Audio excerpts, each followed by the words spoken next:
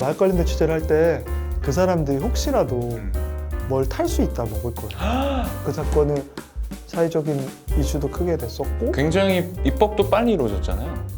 법이 6일 만에 이렇게 법이 통과됐던 것 같아요. 미미가 인천공항 때 나왔던 릴스가 3,100만 뷰? 우와. 릴스? 그 쇼츠 하나가 네. 제 얘기이기도 하고 회사 일하면서 겪었던 이야기들이기도 하고 아무튼 그런 얘기들을 담아서 책으로 낸 거고요. 영화 소년들 기준으로 봤을 때 설경구 씨가 역할했던 황산만 형사님 이분도 같이 도움 주고 계시고 그리고 진경 씨가 연기했던 최종작 씨도 연기 도움을 주고 계시고 삶의 나라 슈퍼 사건의 범인으로 몰렸던 분들 또 그분들의 가족들이 심지어 이사로 참여하고 계시고 그리고 각색되었지만 어쨌거나 서인국 씨가 연기했던 진범 그분도 재단을 후원해 주고 계세요. 야, 대단하네요. 그러니까 형사님, 피해자, 또 다른 범인을 물렸던 사람, 심지어 진범까지 한 사건의 피해자와 또 다른 피해자 그리고 진범 모두가 후원을 하고 있는 또 이 사건을 도와줬던 박준현 변호사님 당연히 참여하고 있고 그래서 영화 속 인물들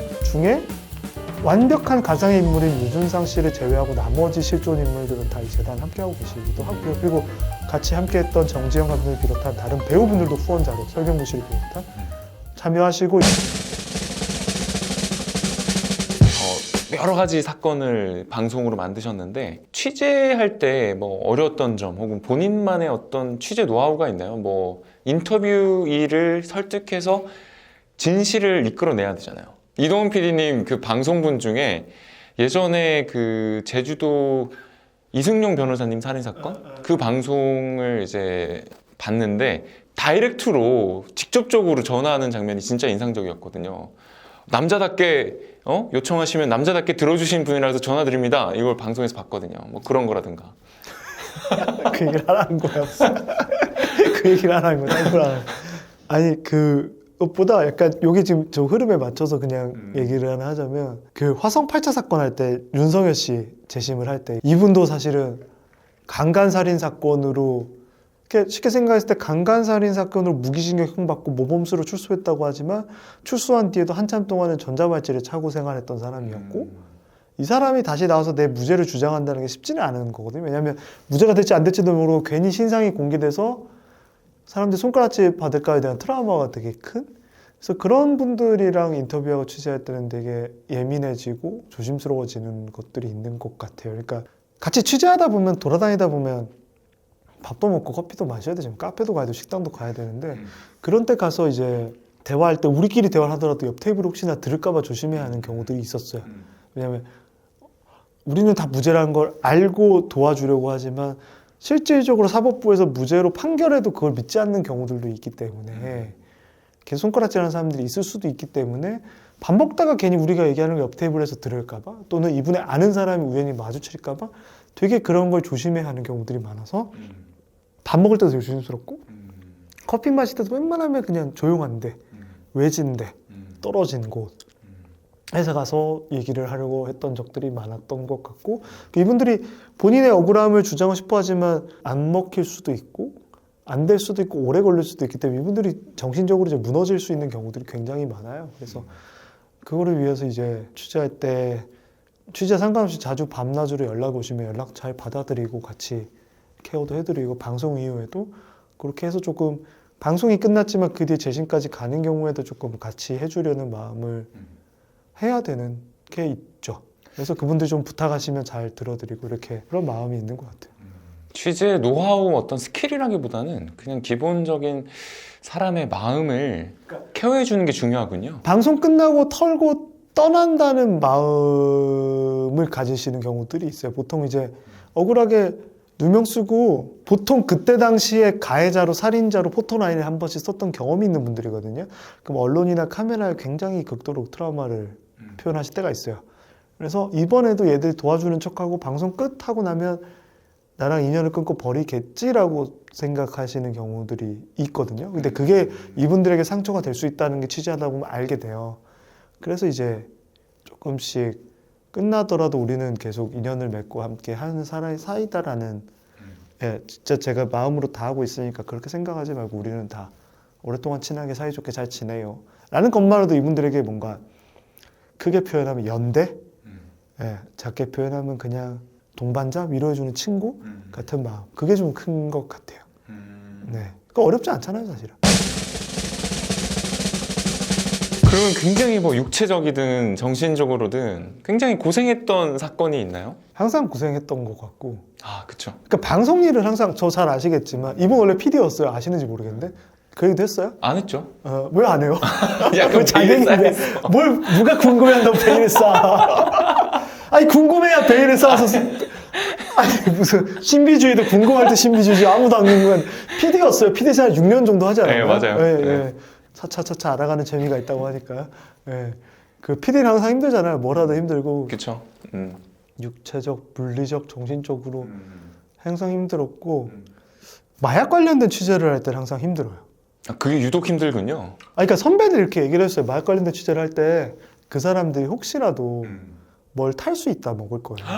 아, 그렇겠다. 왜냐면 이렇게 투약을 하면 타짜에도 왜 곽철용이 커피에 약을 타가지고 승부를 조작하려고 아니 하잖아요. 그 승부 조작 근데 우리 같은 경우 약간 나를 약쟁이로 만들어서 공범으로 만드는 거네. 그쵸 언론사의 기자나 PD를 공범 또는 컨트롤할 수 있는 그런 경우들이 있다라고 과거에 그런 경우가 있었다라는 얘기를 전설 같은 이야기를 들어본 적이 있어서 같이 취재를 하면 뭘 못 먹어요. 그러니까 그들이 어디를 갔어요? 캔커피를 갖다 줘. 아. 마실 수가 없어. 목이 말라도 마실 수가 없고 한 번 어떤 분이 아이스 아메리카노 3잔을 가져왔어. 아 너무 차갑다고 못 먹겠다 하고 그 다음 날은 따를 갖고 왔는데 너무 뜨겁다고 못 먹겠다 하고 그래서 완전 타짜네, 타짜. 아니 뭘 먹지를 못하니까 혹시나 안 그랬겠지만 뭘 탔을 때 이게 머리카락에 뭐가 나오게끔 만들 수도 있다는 이제 전설의 고향 같은 얘기를 하다 보니 우리도 조심할 필요가 있고 그쵸. 그래서 또 3시간씩 4시간씩 할 얘기는 많은데 목은 마르고 근데 그분들이 또 그분들 있는 곳으로 항상 오라고 하기 때문에 가는 길에 우리가 물을 가져가는 건 좀 이상하잖아요. 그쵸. 예, 텀블러에 커피 우리 것만 챙겨가는 것도 이상하고 사고 가지고 갔을 때도 좀 불안하죠. 우리가 사고 갔지만 또 불안하기도 하고 그래서 3시간씩 4시간씩 목이 타들어감에도 불구하고 그냥 인터뷰를 하는 경우들이 많았죠. 그러다가 이제 식사를 하러 갔을 때 부대찌개를 먹었고요. 그리고 저기 그거 먹었어. 시래기 그 생선 조림 뭐지? 시래기 조림 같은 거 있잖아. 네. 그 무슨 조림이죠? 생선? 고등어? 아니 고등어 말고 저기 꽁치?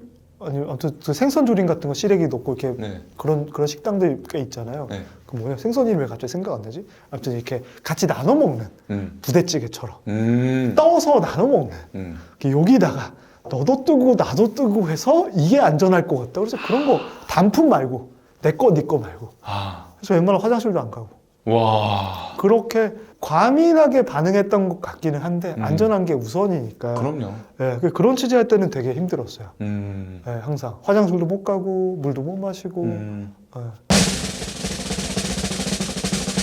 그러면은 가장 보람 있었던 사건은 뭐가 있을까요? 보람 있었던 사건? 답을 써놨어. 예, 답을 써놨어요. 아니 제 생각에는 이거지 않을까? 맞아요. 보람 있었던 사건이고 그 정의 사건 아무래도 아동학대 사건을 했을 때가 가장 보람은 있었죠. 그 사건은 사회적인 이슈도 크게 됐었고 굉장히 입법도 빨리 이루어졌잖아요. 법이 6일 만에 국회 법이 통과됐던 것 같아요. 법이 만들어져서 통과되는데 그 사건은 가장 보람 있었고 가장 좀 아프기도 하고 그러니까 조금 거론하기 조금 그렇게 하는 건 이제 이 아이의 이름을 자꾸 어디서 얘기하는 게 조금 불편해지진 않을까라는 생각 때문에 좀 언급하는 걸 좀 조심스러워하는 편인 것 같기는 해요. 네. 하긴 한데, 아무튼 이 사건, 그래서 어디 뭐 제가 뭐 할 때마다 그 사건 이렇게 타이틀로 뭐 이렇게 쓰거나 하는 거에 대해서 조금 조심스러워하지만 그래도 가장 보람 있었던 사건이라고 한다면 아무래도 방송을 만들어서 우리나라 법이 바뀌었던 사건이니까 그 사건이 가장 기억에 남고 또 그 사건으로 저를 기억하거나 저를 알아봐 주시는 분들이 꽤 많기도 하고요. 그래서 뭐 보람 있죠. 보람 있고 지난번에도 얼마 전에도 그랬는데 제가 출장으로 저기 총송이 교도소를 갔는데 교도소 앞에 있는 카페에 갔더니 이제 그 사건 했던 PD님 아니냐라고 하면서 커피 사이즈 업을 해주시더라고요. 네, 보람 있죠. 베네핏이 또 있네요. 보람 있죠. 네. 네, 기원화법에 걸리는 부분이 아니기 때문에 그 정도 사이즈 업 정도. 자꾸 어디서 많이 봤는데 그러더니 이제 이름을 기억하지는 않고 그 정의인 사건을 했던 그 RPD 아니냐라고 해서 알아봐 주시고 그게 이제 유튜브에 아직도 계속 돌아다니다 보니까 사람들이 음. 보고 예, 목소리 듣고 조금 기억에 그럴 때 좀 보람 있죠. 아 그런 거 하길 잘했다. 네. 커피 업그레이드 해줄 정도면 이제 피드하길 잘했다. 내가 나쁜 일 하고 다니지 않았구나. 라는 거 정도. 네. 마들렌 하나 정도 받을 때 큰 걸 해주지는 않더라고. 네. 이렇게 막 공짜로 주신다거나 이렇게 뭐 케이크를 한 동에 이러지는 네. 않고 보통 마들렌 하나에 네. 사이즈업 정도. 그 알 외에도 뭐 동물농장, 그다음에 궁금한 이야기 Y, 그 최근에 관계자회 출입 금지 굉장히 많은 프로그램들을 제작을 하셨는데 가장 애정이 가는 프로그램이 뭔가요? 가장 최근에 했던 프로그램 가장 애정이 가는 것 같아요. 관계자회 출입 금지? 네.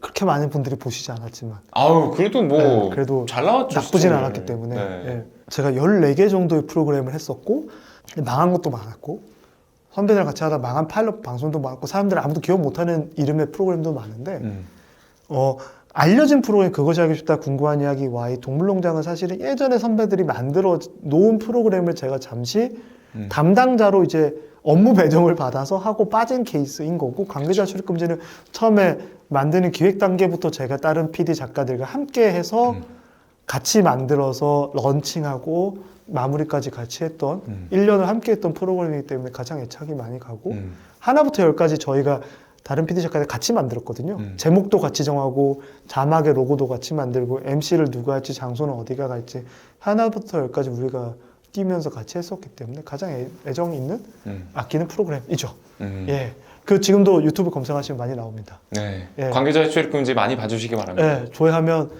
저기 분발하셔야 돼요. 우리 거는 클립이 제일 많이 나온 게 320만, 240만 많아요. 조회수가. 그리고 우리 미미가 인천공항 때 나왔던 릴스가 3,100만 뷰? 우와. 릴스? 그 쇼츠 하나가? 네. 그때 저 사실 이게 재밌겠어라고 편집할 때 약간 별론데 했더니 다른 PD들이 이게 재밌다고 넣어야 된다 했는데 3,100만 뷰가 나왔다. 아, 네. 네, 분발하겠습니다. 분발하셔. 하나면 돼요. 하나만 터지면. 저희도 그때 첫 방송 때도 시청률이 정말 잘 나왔는데 하필 그날 미스터 트롯이랑 같은 날 해가지고 아이고. 2등 했거든요. 미스터 트롯만 없었으면 전체 1등 했는데 음. 천하도 1등 할 수 있었는데 그게 좀 아쉬운 2등밖에 못 해본. 네. 이번에 또 새로 신간이 나온다면서요? 아 홍보 타임. 아, 그럼요. 우리 출판사 사장님이 좋아할 홍보 타임. 또 과거 얘기인데 리뷰 카우님이랑 우리가 또 많은 걸 했었어요. 이렇게 많은 걸 했었고 대학교 때 이제 둘 다 서울대 정치학과를 다녀서 솔직히 좀 남들이 가는 이제 고시도 하고 뭐를 학자의 길도 있긴 합니다만 보시다시피 둘 다 이제 정치학과 출신과는 별개로 이제 이상하게 살고 있긴 한데 이상하다 표타지면 좀 다르게 살고 있긴 한데 대학교 때 저는 이제 세계 일주를 했었고 여행을 꽤 많이 다녔고 아프리카도 꽤 여러 번 가면서 한 달씩 살고 오기도 여러 번 하고 하다 보니까 그때 당시 책을 썼었고 에세이를 낸 적이 있어요. 그때 여행기를 냈었고 그와 동시에 이분과 같이 또 우리가 그때 당시에 스타트업 스토리 스쿱이라는 스타트업과 같이 아이패드 1 나오던 시절이에요. 아, 그쵸. 그러니까 한국에 아이폰이 갓 상륙했을 때 아이폰이 뭐야? 저게 아이폰이래 라고 했던 시절. 2011년, 12년이니까 스마트폰 보급 초창기죠. 11년 아이폰 3 나왔던. 근데 3부터 한국에 막 1, 2는 거의 들어오지도 않았고 3부터 막 들어와서 각 사람들이 스마트폰을 써보려고 그러니까 터치가 아닌 핸드폰이 많았던 시절에 그렇죠. 너무 시대를 앞서간 우리들은 작은 스타트업 회사와 같이 핸드폰으로 보는 여행기를 만들어 보자. 멀티미디어 여행기라고 해서 음악과 영상과 글을 쓰자 해서 저는 여행기를 만들었고 그때 영화관도 꿈나무였던 그때 당시에도 꿈나무 지금도 꿈나무인 우리 리뷰카우님은 본인이 쓴 대본으로 영화를 단편 영화를 찍어서 어플에 넣었어요. 그렇죠. 지금 같으면 사실 스트리밍을 했어야 되는데 어플에 넣어서 어플에 다운받으면 다운받은 영상과 글을 함께 볼 수 있는 영상과 글이 함께 된 멀티미디어 앱이라고 했었어요. 그래서 우리가 그걸 이제 출시를 한 적이 있어요. 멀티미디어 이북이고 굉장히 파격적인 형식이었어요. 유튜브가 없던 시절이었어요. 네. 그러니까 유튜브가 있었지만 유튜브가 인기가 별로 없었죠. 그래서 우리가 한국에서는. 이 정도였으면 우리가 바로 유튜브 웹드라마를 했겠죠? 그렇죠. 했을 건데 우리가 그때 당시에 어플로 했고 나름 우리 앱스토어 시장에서 1등 했어요. 1위 찍었지만 그때 당시 앱스토어에 어플을 다운받는 사람이 많지 않았기 때문에 1위 한 걸 아무도 기억 못하고 지금 흔적을 찾기가 너무 어려워. 아무튼 그래서 좀 글 쓰고 만드는 걸 좋아했었고 그때 이후로 글을 꾸준히 썼었고요. 쓰다가 저는 약간 이렇게 일을 하면서 제가 했던 일들을 기억해 놓으려고 이것저것 많이 기록해 놓는 편인데 이 얘기 왜냐면 이제 26살 때 우리 26살 때 일이에요. 그렇죠? 과거에 대학생 시절에 대학교 2, 3학년 때 복학하고 막 이랬던 시절의 이야기고, 그래서 그때 당시에 위즈 더 마우스라는 회사랑 제가 조금 다른 지금 말 여행이라는 여행 에세이를 냈었는데, 그때 편집자였던 분이 작년에 한번 연락이 왔어요. 자기가 이제 새로 출판사를 차려서 혼자 해보려고 하는데 써놓은 글이 없냐라고 되게 오랜만에 연락이 오셨고, 그래서 만나서 커피 한잔 하게 됐고, 맨날 쓰는 거는 좋아해서 계속 나는 써놓기는 하는데 좀 있냐 그래서 몇 개를 드렸죠. 그랬더니 이거를 내보고 싶다라고 하셨고, 그래서 어떻게 되면 작년에 밀리의 서재의 연재로 처음에 시작을 했죠. 네. 그래서 제가 글을 드렸고 그분이 이제 편집을 이제 교정을 보시고 편집을 하셔서 작년에 밀리의 서재의 월급쟁이 EPD의 사생활이라는 제목으로 연재를 했고요.